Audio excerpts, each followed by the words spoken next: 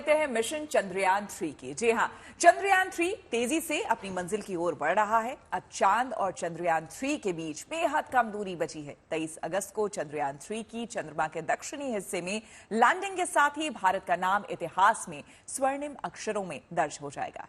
दरअसल इसरो आज चंद्रयान 3 की कक्षा निर्धारण प्रक्रिया शुरू करेगा, यानी आज चंद्रयान 3 की कक्षा बदली जाएगी और चंद्रयान 3 100 किलोमीटर की वृत्ताकार कक्षा से चंद्रमा के दक्षिणी ध्रुव की ओर बढ़ेगा।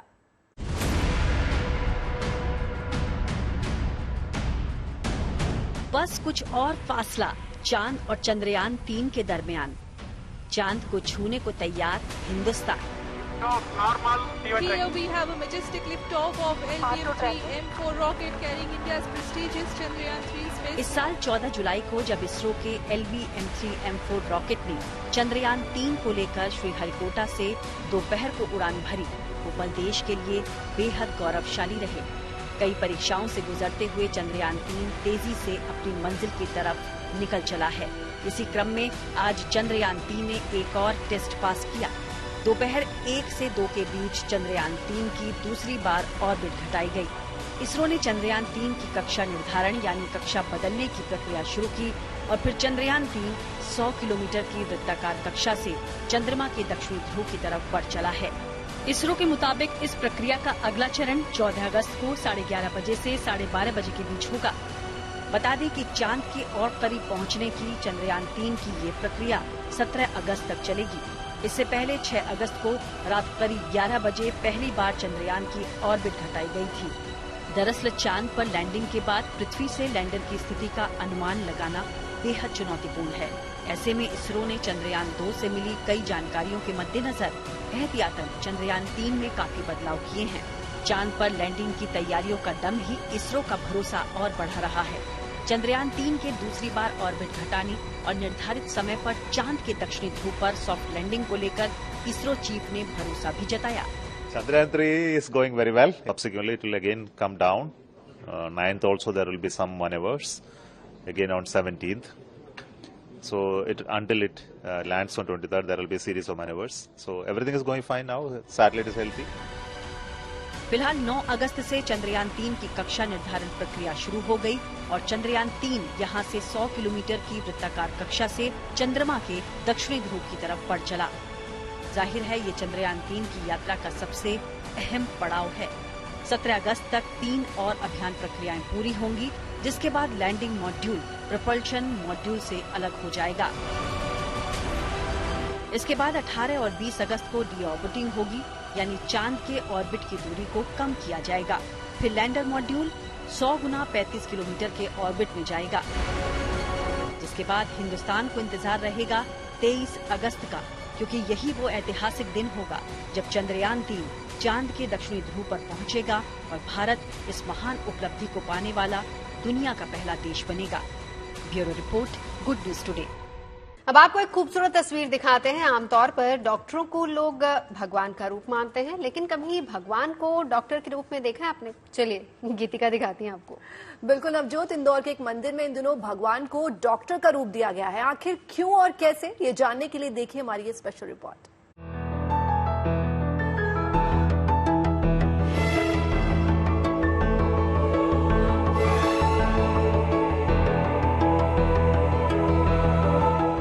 डॉक्टर के रूप में भगवान, बजरंगबली का अनोखा स्वरूप।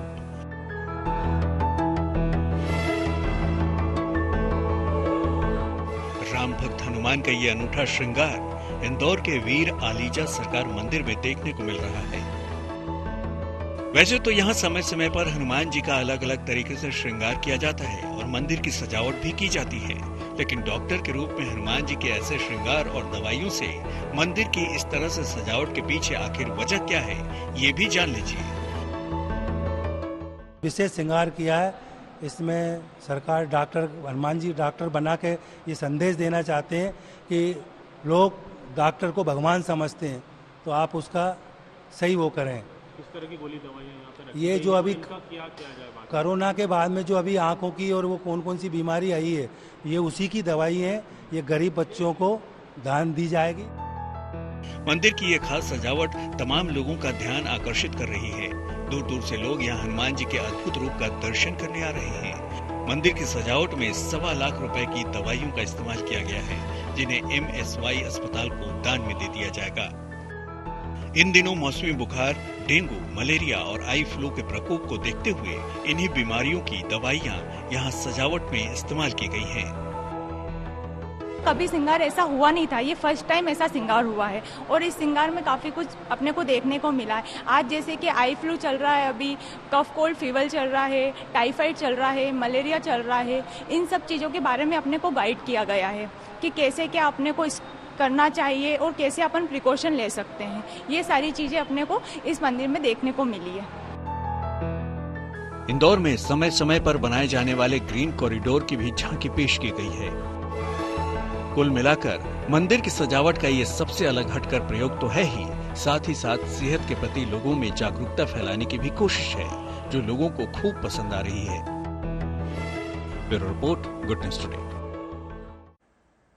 और बात आजादी के मत वालों की। दिल्ली में वेस्ट टू आर्ट शहीदी पार्क आम जनता के लिए खोल दिया गया है। इस पार्क को वेस्ट सामान से बनाया गया है, जहां पर्यटकों को स्वतंत्रता सेनानियों की अमरवीर गाथा की अद्भुत झलक देखने को मिलेगी। जी हाँ, देखिए, पार्क के एक हिस्से में रानी लक्ष्मीबाई, मंगल पांडे, भगत सिंह जैसे महान योद्धाओं की मूर्तियां लगाई गई हैं, तो वहीं भारत माता की भी आकृति बनाई गई है। यहाँ पर देश के लिए बलिदान देने वाले सपूतों की मूर्तियां भी लगाई गई हैं।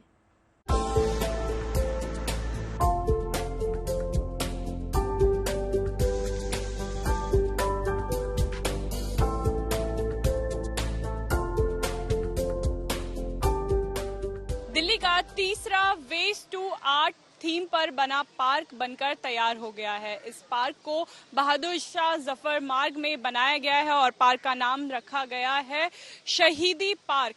ये पार्क भारत के इतिहास पर बनाया गया है। जो भी यहाँ पे लोग आएंगे राजधानी दिल्ली में इस पार्क में आएंगे, वो भारत के इतिहास को जाने, ये कोशिश की गई है।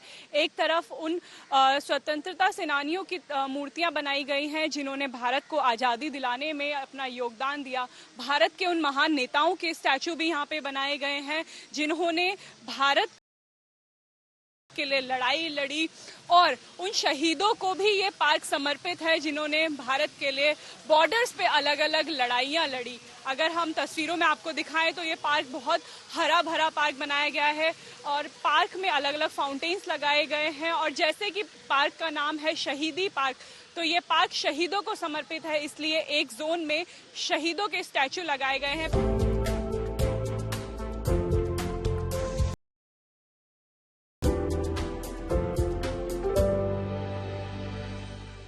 ओपन म्यूजियम पार्क बनाया गया है ताकि जो लोग हैं दिल्ली के, वो आराम से यहाँ पे आके भारत के इतिहास को जान सके। कैमरा पर्सन शैलिन के साथ अनामिका गौर, गुड न्यूज टुडे।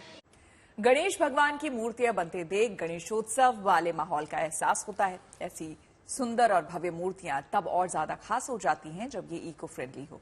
वैसे इन मूर्तियों को लेकर आजकल लोग बेहद सजग भी हो गए हैं। तो चलिए आपको लिए चलते हैं हैदराबाद, जहां मूर्तिकार इको फ्रेंडली बप्पा बनाने में जुटे हैं। जाहिर है पर्यावरण को साफ और सुथरा रखते हुए अपनी सांस्कृतिक और गौरवशाली परंपराओं को भी बनाए रखना है। तो कुछ ऐसे ही इको फ्रेंडली गणेश जी और दूसरे देवी देवताओं की मूर्तियां खरीदना वक्त की जरूरत ही नहीं बल्कि समझदारी भी है।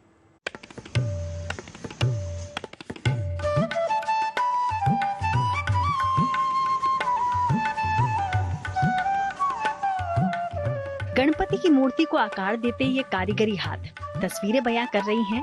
गणेशोत्सव मनाने की तैयारियां शुरू हो गई हैं।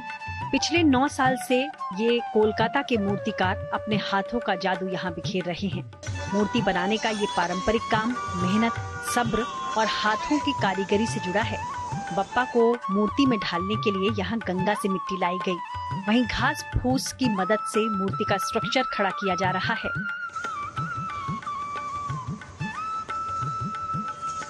तरह तरह की नेचुरल चीजों से बनाए जाने वाले बप्पा की मूर्ति में इको फ्रेंडली गणेश भगवान पिछले कुछ साल से ट्रेंड में रहे हैं। इस बार भी बप्पा का यही अंदाज ज्यादातर दिखेगा।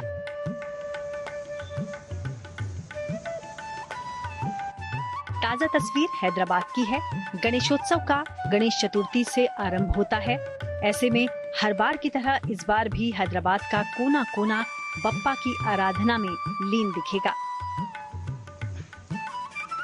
बप्पा की पूजा करने, उनको अपने घर लाने के लिए लोग इको फ्रेंडली और सस्टेनेबल मूर्तियां लाने के ज्यादा हिमायती रहे हैं।